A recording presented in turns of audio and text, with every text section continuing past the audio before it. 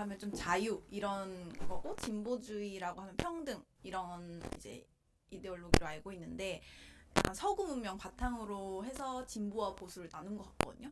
근데 대학원 수업을 듣는데 진보와 그 보수의 의미 단어적 의미를 얘기를 하면서 북한의 입장에서는 거기는 평등이 그거잖아요. 그럼 평등한 게 거기선 보수가 아니냐? 진보한 게 자유가 아니냐? 이렇게 얘기를 하더라고요. 이게 말이 되는 거예요? 자, 말을 정리해 보세요. 자, 모든 말은 시대적 주어짐에서 상대성이 있어요. 근데 제가 말하는 그 보수나 진보냐는 엄밀하면 이즘이 붙은 거예요. 사상을 얘기하는 거예요. 그랬을 때, 그러면 왜 두 가지는 먼저 얘기했는데, 첫 번째는 서구를 왜 중심으로 보냐? 그 개념 자체가 다 서구에서 나왔기 때문이에요. 사실 아까도 왜 자유다, 평등이다, 평등은 제가 좀 확인해 봐야 되는데, 인권이다, 이거 다 서구어예요.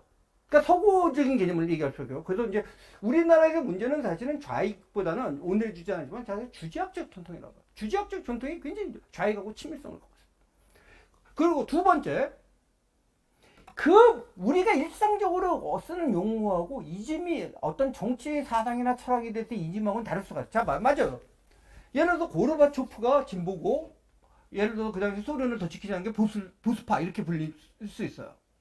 그거는 무슨 파 이럴 때 마찬가지예요. 그 다음에 제가 예를 들어서 옷 입고 다니고 제가 그렇게 보수적인 사람 아니거든요. 옷이라든지.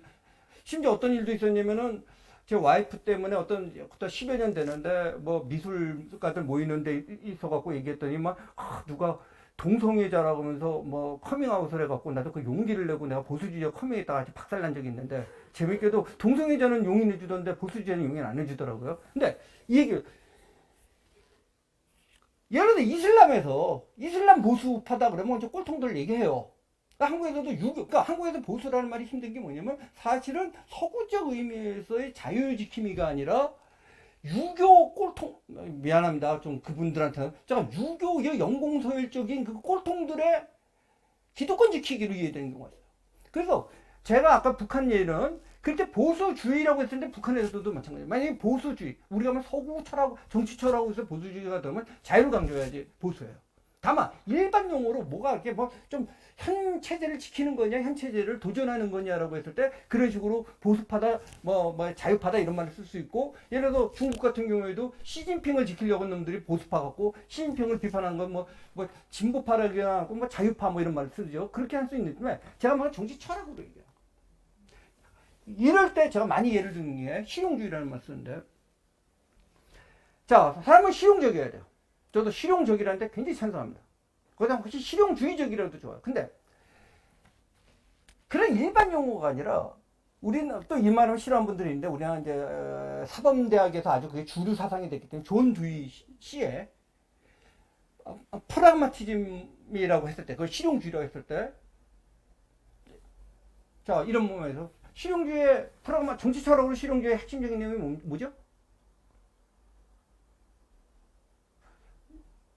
이 세상의 진리는 없거나 알 수가 없다는 거예요. 없거나 알 수가 없기 때문에 그냥 프랙티컬한 입지에 쫓아간다는 거예요. 근데 이런 분들이 있어요. 아주 독실한 장로님이야. 난 실용주의자라. 그러면 절대적 진리가 없다는 거거든요. 근데 잘 모르지만 저의 얄팍한 머리는 독실한 크리스찬이면 절대적 진리를 믿는 거 아닌가? 근데 기존의 거를 모두 변하지 말아야 된다는 거 아니에요. 그러니까 보수주의자라면 그래도 절대적 진리가 뭐가 있다는 거거든요. 다만 그 절대적 진리가 뭐냐에 대한 이제 논쟁거리가 있는데, 바로 그런 철학적 범주로 다른 말을 하기 때문에 우리가 인기 없는. 자, 봐요. 진보한다. 진보가 뭐예요? 프리섹스 하는 게 진보입니다, 지금. 동성애 하는 거 진보입니다. 뭐 그게 옳다 그름을 떠나서. 그러면 자기는 진보주의자. 그러면 진보는 더 좋아지는 거고 나쁘게 되는 것이 진보가 아니라. 아니, 그게 진보예요. 그 진보주의 사상가들이 만든 건 굉장히 인본주의적으로 역사가 발전하는 역사 발전의 얘기예요. 그래서 지금 얘기가 됐는지, 자, 간판의 이름을 보고 잘 이해를 해야 돼요. 제가 또 하나 예를 든 건 마지막으로 뭐냐면, 한때 이것도 제 편견이 섞여 있을 수 있어요. 지금도 있죠. 아름다운 가게라고 있죠.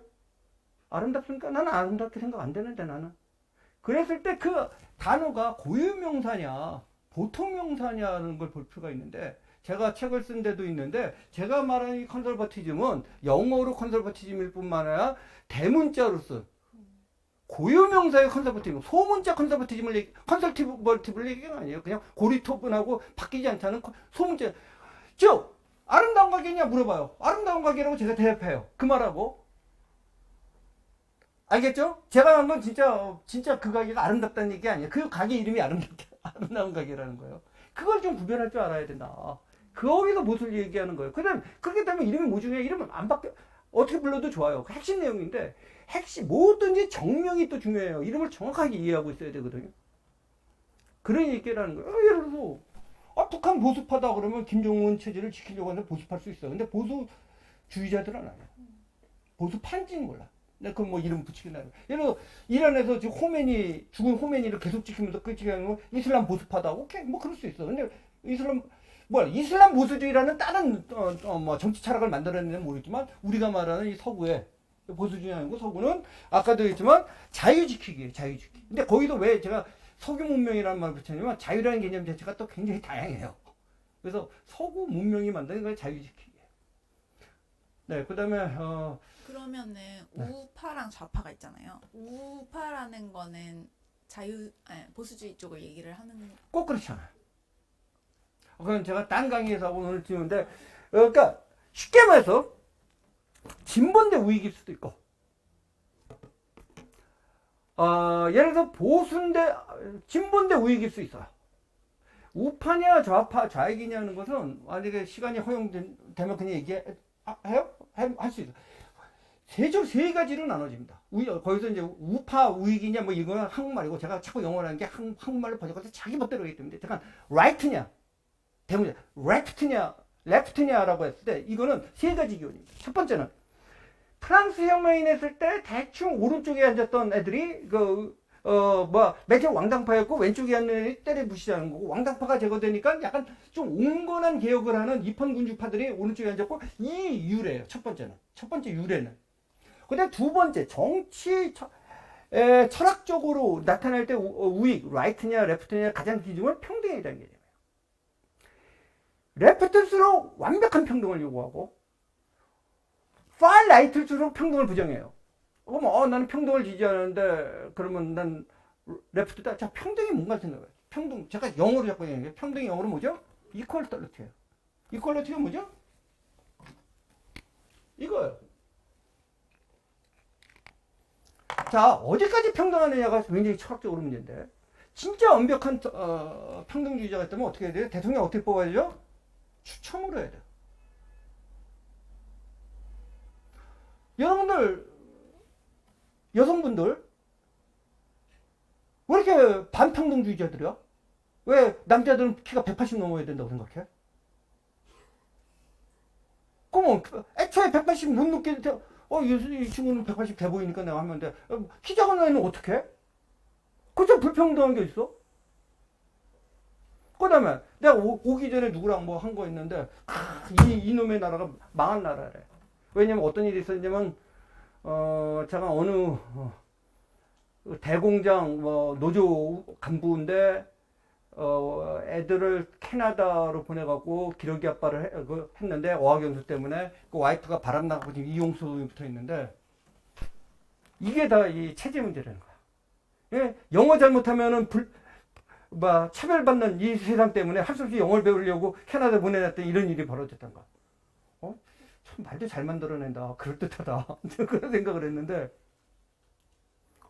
완벽한 평등 돼요? 기업에서 그러면 아니 무슨 학력을 쓰는 게 아니라 면접도 하고 제일 붙기를 뽑아야지. 제일 평등한 거예요. 왜 영어 잘하는 사람 뽑아? 기분 나쁘게.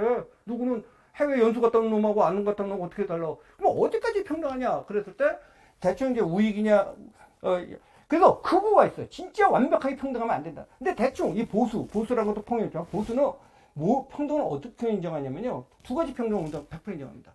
신 앞에서 평등, 그다음에 법 앞에서 평등. 법 앞에서는 강한 자들. 근데 기회평등? 이건 또 어려운 얘기인데 기회평등은 추구는 하되 완벽하게 이루어질 수 없다고 믿습니다. 완벽한 기회평등 안 주어져요. 솔직히 말해서 애초에 키 180짜리하고 160짜리가 둘 다 미인한테 청혼해 볼 수 있죠. 그런 기회평등 주어집니다. 그렇지만 솔직히 말해서 대등한 게임입니까? 아니에요. 완벽한 기회평등 안 주어져요. 그렇지만 될 수 있으면 그건 늘리려고 노력을 해요. 하지만 법 앞에 평등 완벽해야 돼. 누구는 아시겠죠? 근데 완벽한 평등은요, 그것까지 다 평등하죠. 그러니까 차별 금지하자. 왜 영어 잘하는 사람은 취업하고 영어 못하는 사람은 취업 못해? 그거 웃잖아. 저기 영어 잘하는 여자 얄밉잖아. 나 영어 못해. 예를 들어서. 그 문제로 나눠지고요. 그 다음에 이제 세 번째 기준은요, 우리나라에서 이런 말 하면 그죠? 우리나라에서 좌익이냐 우익이냐는 개념이 나눠지게 된 거는 사실은 1930년대 소련 공산당이 만든 꽃민테르 국제공산당에서 만든 개념이에요. 쉽게 말해서 이 공산주의를 자기네의 진보 세력이라고 하면서 그러면서 여기에 반대하는 세력들, 반대면, 즉 볼셰비즘에 반대면 반대할수록 우익, 볼셰비즘에 찬성하면 찬성할수록 좌익. 그래서 극좌는 뭐냐? 볼셰비즘을 너무 사랑하다 보니까 세계 볼셰비키 혁명하자는 트로츠키파들 같은 경우, 소련조차도 좀 불충분하다. 더 나가야 돼. 근데 그분은 뭐냐? 진짜 볼셰비키는 다 때려 죽여야 되는 사람 누구죠? 히틀러예요. 그게 극우. 그다음 보수는 대충 중도 우익 정도가 돼요. 그 기준은. 그럼 히틀러는 뭐냐? 우익은 맞아요. 심한 경우 그 기준은 극우예요. 그다음 평등 문제에서 히틀러는 평등한다고 생각 안 해요. 어떤 유대인하고 우선 아리안하고 똑같아요. 근데 히틀러는요, 진보주의자입니다. 히틀러뿐만이 아니라 히틀러를 추종하는 나치당 이름이 뭐예요? 그러니까 자꾸 좌익들이 일부러 나치당인데 그 플레임이 뭐예요? 국가 혹은 민족 사회주의 노동자당입니다. 나치나라를 갖다 민족이라고 번역해도 국가를 사회주의 노동자당입니다. 다만 계급 중심보다는 소위 말하는 네이션을 중심으로 한 사회주의를 하자는 거. 사회주의자고 자기는 진보라고 해요. 진보예요. 그 다음에 신 같은 건 없고 인간의 힘으로 이 세상에 유토피아를 만들 수 있다고 주장한 거예요. 히틀러 항상 진보라고 했습니다. 프로그레시브라고. 자기네들만 얘기한 게 그거였어요. 그리고 거꾸로 누가 진짜 진보냐를 놓고 볼셰비즘과 싸웠어요. 그래서 일부 우리나라에서 이제 우익, 좌익대 싫어하는 우익 어른들이 자기는 진보 우익이다. 한국에 어느 정도상 이해는 돼요. 그분의 심정들은 이해되는데, 이걸 갖다가 영어로 또 해갖고 자기는, 프로그레시브 라이트라고 그러면서 만약에 그 영어를 갖다가 유럽 가서 쓰잖아요? 딱 어떻게 받아들이면, 나치스트구나. 아니, 파시스트구나. 라고 받아들이는 말이에요. 그래서, 우리는 거의 보수의 개념과, 우익의 개념이 일치하지만, 정치 철학적으로 꼭 일치하는 건 아니에요. 우익에는 보수도 있지만 아까 말한 굉장히 파시즘, 나치즘 같은 그런 진보 세력도 있어요. 네, 거기까지. 더 질문해 주는데 시간이 너무 많이 된 것 같아갖고 제가 계속 서 있을 것도 아니고. 네.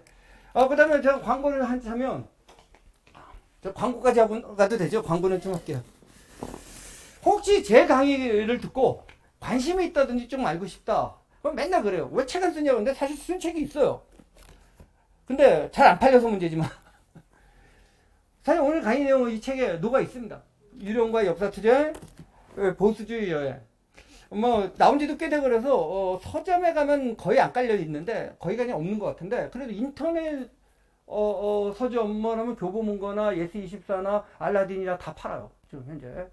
그래서 읽어보시고 그러고, 이것도 부족하다 그러면 제가 케이콘 스쿨이라고 하는 걸 하는데, 그게 이제 보수주의가 뭔지 알아보는 강의를 12강 하는 건데, 지금 4기까지 해서 다음 주에 4기가 마무리돼요. 이제 곧 5기 모집을 하는데, 관심 있는 분들 정말 현장에서 나서 들으셔도 좋고, 요즘은 유튜브로 그러니까 유튜브 가면 뭐라 그러죠? 그거?